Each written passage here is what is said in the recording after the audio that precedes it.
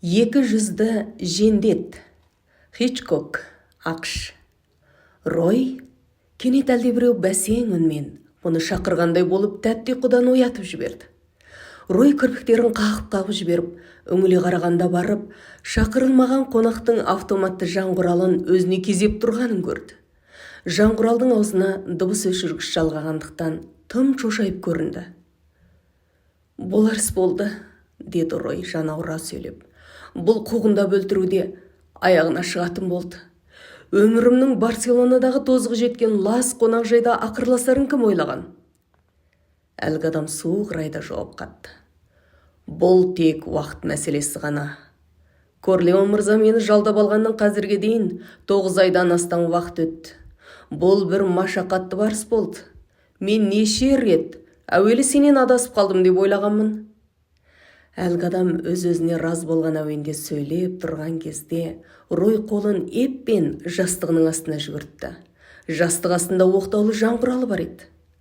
«Рой, жаңғыралыңды әлдеқашан алып алғанмын», деді жендет мазасызданған әлпетте. «Біз бұл мәнісі жоқ ойынды енді қайталамайық, жарай ма?» Рой әзірейілдің өзіне төніп келе жатқанын сезді. Маңдайынан моншақ тер домалады. Жүзінен жалынышты кейіп танылды. Тосаттан жалына сөйледі. «Егер орнына келтірер қандай амал болса тартынба. Саған не керек болса, соны бер аламын. Менде ақша деген баршылық».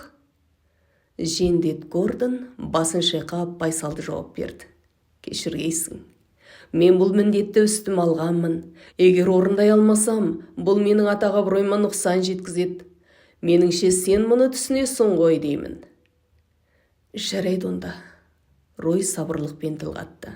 «Мені өлтіргеннен кейін бір жұмысыма көмектесуіңді өтінемін. Сенің ту сыртыңдағы жазу үстелінің ортаңғы суырмасында бір парша хат бар. Сенің сол хатты ашып оқуыңды үміт етемін. Оқып болғаннан кейін Корлеонға бергейсің. Маған көмектесе аласың ба?» «Айтқаның болсын», деді жендет Гордон. Сонан кейін еш ескертпестен массанып басып қалды. Жаңғыралдың даусы тұншыға шыққанда Ройдың қақ маңдайында бір тесік пайда болды. Оқтың серпінімен Рой шалқалап құлай берді. Жендет Гордон құралын жинастырып, магний сәулелі шам септелген кішкентай сурет түсіргімен Ройдың бет әлпетін қайта суретке тартты. Ол жазу үстеліндегі конвертті ашып хатты оқыған соң қайтадан конвертке салып алды. Корлеон сабырсыз адам еді. Гордон Испаниядан міндетін орындап қайтып келіп, оған жолыққан сәтте ол секіріп, Гордонның алдына келіп оның қолын алды. «Ах, сен ақыр қайтып келдің-ау. Жүрегімді сыздатқан жүкті аударып тастағандай болдың. Егер сол адам бір күн тірі жүретін болса, тамағыма тасты қылғандай күй кешер. Қазір бәрі де ойдағыдай болды. Саған рахмет айтуға тиіспін. Сен түсірген суретті көрсем деймін». Гордон ләм-мим деместен суреттерді оған берді. Корлеон суреттерді бас салып, бастан ақыр бірнеше рет көріп шықты. Жүзіне күлкі үйірілді. Оның раз болғаны көрініп тұр. Гордон суық күліп алды да: «Жүрер алдында мына хатты өзіңе табыс етейін. Мұны Рой жазған, оқып шығуыңды сұраймын», деді. Корлеон әңкі-тәңкі болып конвертті ашып оқи бастады.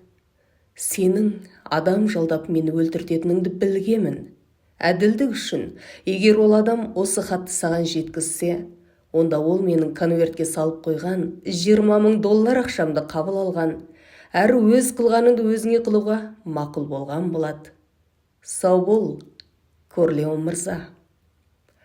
Хат Корлеонның қолынан сусып түсіп кетті.